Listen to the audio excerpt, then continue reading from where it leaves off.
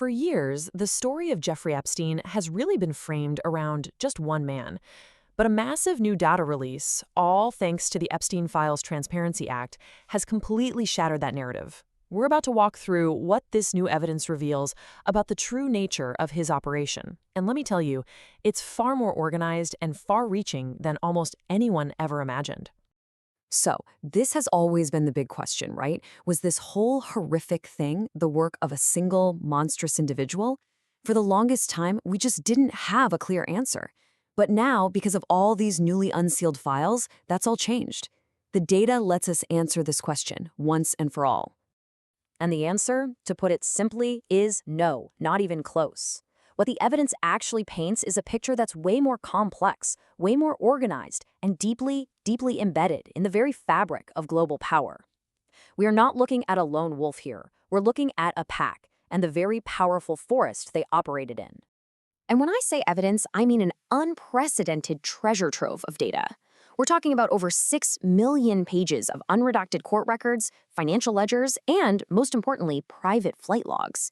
This isn't speculation anymore. This is a forensic map of a criminal enterprise, and we finally have the keys to read it. So the most important thing to get our heads around is that we have to stop thinking about a lone predator and start understanding this as a transnational syndicate. This was a business, a highly structured operation that didn't trade in goods, but in something way more valuable.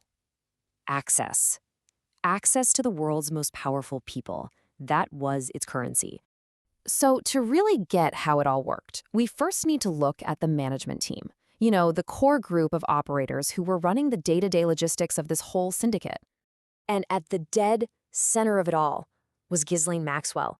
Her elite, aristocratic background, that was the key. It was the key that unlocked the doors to the global upper class for Epstein. She wasn't just some accomplice. She was the central hub, the operational nexus for the entire thing. And the data, it just backs this up in stark numbers. The flight logs show Maxwell was on at least 520 separate flights. I mean, think about that. That kind of constant presence isn't an accident. It just highlights her central role in managing not only the logistics, but more importantly, that intersection between the elite passengers and the syndicate's crimes. Now, this is where you start to see a surprisingly corporate-like structure. Below Maxwell, you had this whole cadre of specialized facilitators. You had Sarah Kellen, who was the gatekeeper and scheduler. She's on 350 flights. Emmy Taylor, who acted as a minder for victims on 190 flights. Nadia Marcinkova, a former victim who actually became a pilot for the operation.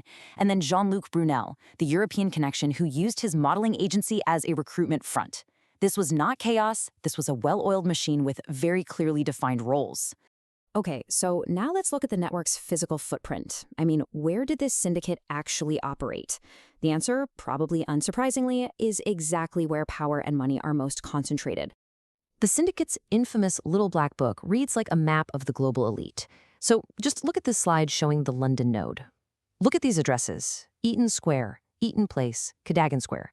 For those of you who don't know, these are some of the most exclusive and expensive postcodes on the entire planet.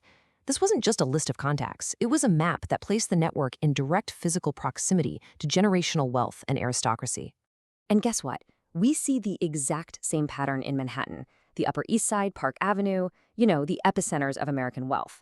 But look really closely at that last entry. Doug Band, a top aide to former President Bill Clinton, with his office address right there in the book. This is a critical detail. It shows the network wasn't just about socializing with the rich. It was about establishing direct lines to the highest levels of American political power. Okay, now for what was really the logistical core of the entire operation: the private air fleet. You have to understand, these jets were the absolute lifeblood of the syndicate. They connected all the different nodes on the map and allowed the whole operation to function seamlessly across borders with no friction. The flight logs don't just show a bunch of random trips. They reveal a very clear evolving strategy. We can actually break it down into 3 distinct phases. First, from 95 to 97, it was all about integrating with Wall Street to build financial credibility. Second, from 98 to 2001, it expanded into Europe to tap into that old money legacy wealth. And third, the most sophisticated phase, from 2001 to 2004, involved creating what we can only call diplomatic shields by flying with world leaders to just totally evade scrutiny. So phase 1 was all about building financial legitimacy. This manifest from 1995 is a perfect example. On just one flight, you have Ghislaine Maxwell alongside Alan Greenberg, who was the CEO of the powerful investment bank Bear Stearns, and Glenn Dubin, a major hedge fund manager. At this stage, the jets were basically a high-end, exclusive shuttle service for the titans of finance, building trust and access. Then, in Phase 2, the network expanded its reach into the world of old money and philanthropy. The flight logs from this period show a really distinct pattern, and it's pretty chilling. You see this blending of high society deference with the clandestine movement of young women who were often logged simply and terrifyingly as unidentified females. It was a method of operating right there in plain sight. But Phase 3 is by far the most audacious. Just look at this flight log from 2003. The passengers include former President Bill Clinton and his 4-person Secret Service detail, flying right alongside the syndicate's key operators, Epstein, Maxwell, and Sarah Kellen. By flying with a former head of state, the aircraft became functionally untouchable. This wasn't just about access anymore. This was about co-opting the security apparatus of a superpower to create a shield against any possible customs or border enforcement. So, how on earth did a criminal enterprise of this scale operate for so long? Well, the final and most crucial layer of this network was the wall of institutional protection that actively shielded it from consequence. The financial lifeblood of this operation was just immense. The records show that at just one major bank, a staggering $378 million was moved through the syndicate's accounts. That amount of money doesn't just move around without raising some serious flags, unless, of course, someone is deliberately looking the other way. And yep, that money was laundered through one of America's oldest banks, BNY Mellon.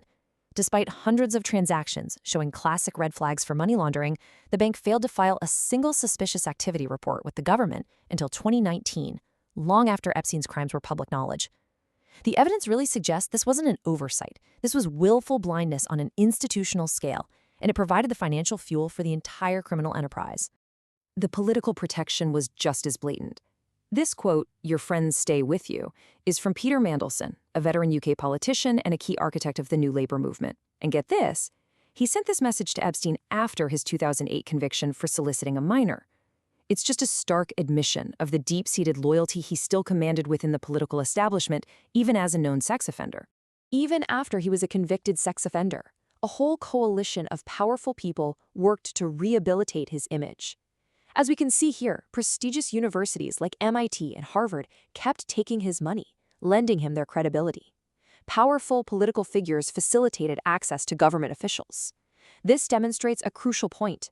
To many people in his circle, the network wasn't seen as a criminal thing to be shunned, but simply as a reputational problem to be managed.